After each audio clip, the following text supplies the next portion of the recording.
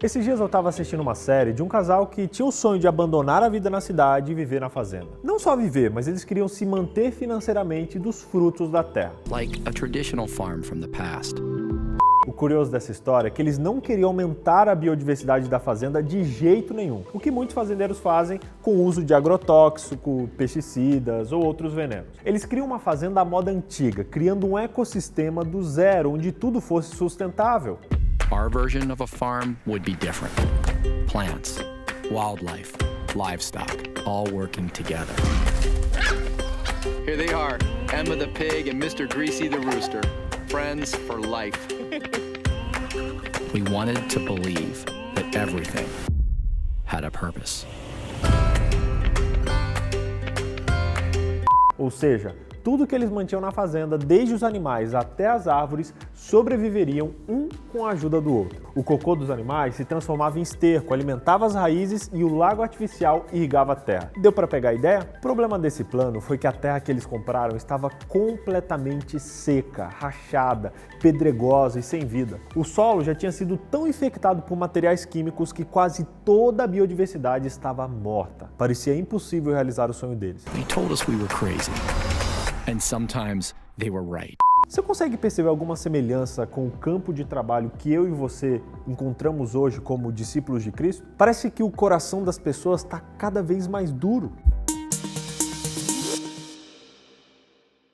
A nossa vida na cidade está cada vez mais maluca, ninguém tem tempo para nada, os relacionamentos estão cada vez mais superficiais, mais voláteis e isso tudo está resultando num enorme desgaste físico e mental. A vida desse casal ilustra muito bem uma parábola usada por Jesus, a parábola do semeador. Acompanhem comigo. O semeador saiu a semear. Enquanto lançavam a semente, parte dela caiu à beira do caminho, foi pisada e as aves do céu a comeram. Parte dela caiu sobre as pedras e quando germinou, as plantas secaram porque não havia umidade. Outra parte caiu entre os espinhos que cresceram com ela e sufocaram as plantas. Outra ainda caiu em boa terra, cresceu e deu boa colheita a 100 por 1. Tendo dito isso, exclamou: aquele que tem ouvidos para ouvir, ouça. Assim como o preparo do solo da fazenda deles levou muito tempo e teve que seguir certas etapas, com o discipulado é a mesma coisa. A gente tem que preparar o solo, plantar, depois cuidar, até por fim colher. E nas próximas semanas a gente vai falar sobre comparações do discipulado com cada uma dessas etapas. A gente vai comparar o discipulado com a semeadura, assim como Jesus fez nessa parábola. Por enquanto, a gente vai focar no preparo do solo, porque sem isso, as próximas etapas não existem. A tia White dá uma dica valiosa sobre isso quando ela diz: ninguém se estabelece em um pedaço de terra não cultivada com a expectativa de que imediatamente ela forneça uma colheita. No preparo do solo, deve-se empregar um trabalho dedicado, perseverante, bem como na semeadura e na cultura da plantação. Da mesma forma, deve ser na semeadura espiritual. E assim eu toco o barco.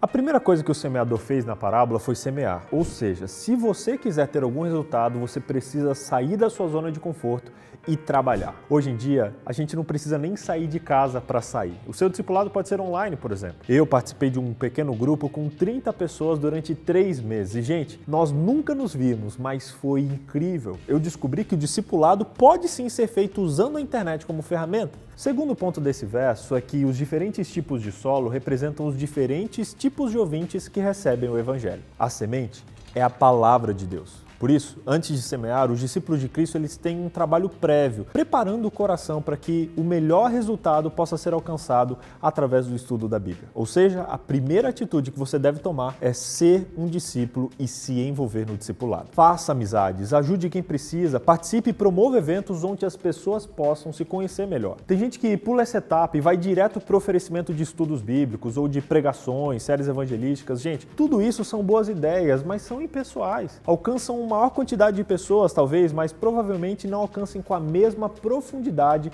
que um relacionamento pessoal. Tenha atitudes pessoais. Você quer um exemplo prático? Esses dias eu estava navegando no Facebook e vi um post de uma mulher contando que após ser influenciada pela leitura de um livro a fazer o bem para alguém, ela decidiu pagar o pedágio de um desconhecido que estava no carro atrás do carro dela na fila. Ela conta que ele era um engenheiro e ficou tão encantado com a atitude dela que pediu o telefone e resolveu passar a boa ação adiante. Foi quando no pedágio de São Paulo, esse homem que se chamava Carlos pagou a taxa para a Kombi que estava atrás dele. O homem que estava dirigindo o carro saiu chorando quando foi avisado que o pedágio dele havia sido pago. E ele contou que estava vindo da Bahia com a esposa para tentar começar a vida em São Paulo. Eles deixaram 5 filhos para trás e no caminho oraram pedindo a Deus que colocasse pessoas que os ajudassem nesse desafio. E sabe qual foi o desfecho da história? Confere aí. Aí ele perguntou assim, você trabalha com o quê? Você faz o quê? Ele falou assim, eu sou mestre de obras. E o seu Carlos simplesmente abraçou o casal, deu morada para eles lá em São Paulo, arranjou um emprego para esse baiano, né, que trabalha com construção. E olha só como Deus age, como Deus espera uma atitude da gente, que a gente dê o primeiro passo para que ele possa agir.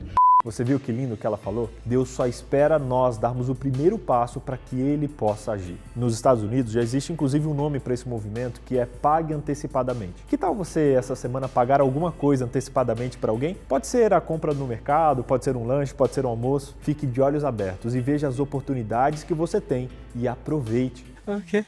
Podemos preparar o solo dos ouvintes do Evangelho até mesmo com um sorriso, com um abraço, com algo que a gente paga para outra pessoa, com a gentileza. O próprio fato de viver um cristianismo real, hoje em dia, cheio de amor, já gera um estilo de vida que faz as pessoas terem perguntas para fazer. Paulo diz: esteja sempre pronto para responder à razão da vossa fé. Para que isso aconteça, para que as pessoas nos perguntem algo, nós precisamos ter um estilo de vida que gere perguntas nas pessoas. O grande problema é que hoje a gente está tão parecido com a galera do mundo que as pessoas não têm nem assunto para fazer perguntas para nós. Desculpa.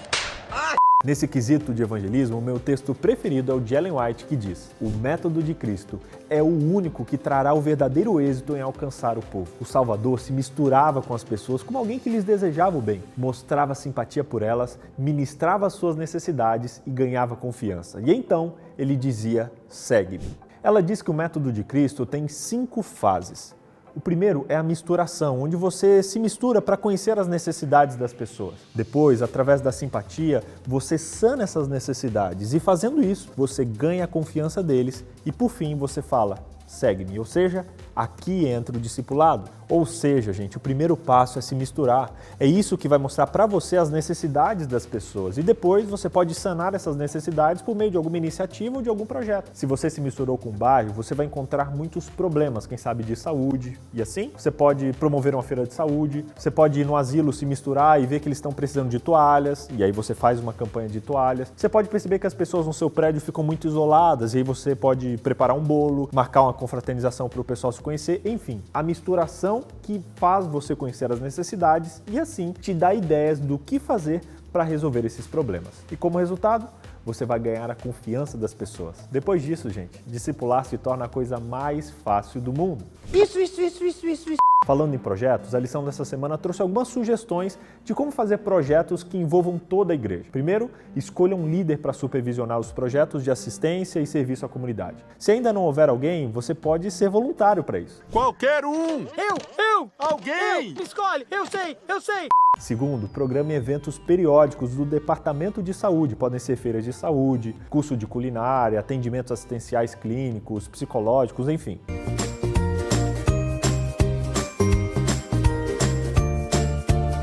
Terceiro, descubra outras necessidades da comunidade local que possam estar acontecendo ali. Tem pessoas que podem estar precisando de ajuda e você, inclusive, pode contar com a ajuda de outros órgãos públicos, como, por exemplo, a prefeitura, a polícia, os bombeiros, entre outros.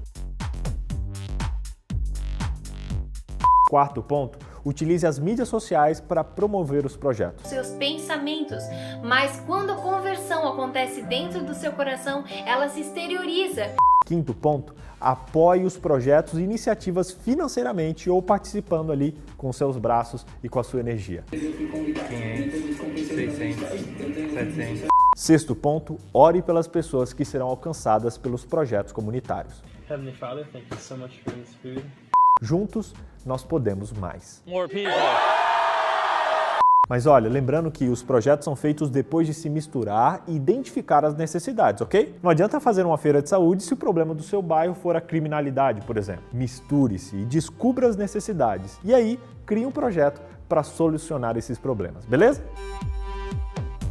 Jesus descobria as necessidades das pessoas escutando e dando atenção para elas. Quando Jesus pregava, ele procurava dar o máximo de atenção a todos que o escutavam. Fossem eles cobradores de impostos, leprosos, pecadores, enfim, ele dava atenção a quem o tocava. Não só ouvia, como também visitava. Jesus se familiarizava com as suas necessidades, estendia sua graça para supri-las de maneira concreta. E então, quando a confiança era estabelecida, ele apontava para o Pai Celestial como aquele que pode transformar e resolver as necessidades de uma vez por todas. Mesmo que a gente não possa hoje curar ou fazer milagres como Jesus fez, nós podemos servir as nossas comunidades, sendo solidários às suas necessidades físicas, emocionais, psicológicas, sociais e espirituais. Essa é uma excelente maneira de interagir e de testemunhar. Independente do que acontecer no desenrolar dos nossos relacionamentos com aqueles que a gente quer apresentar a Cristo, o ponto principal é gerar confiança. E sobre esse assunto, eu vou te dar um conselho.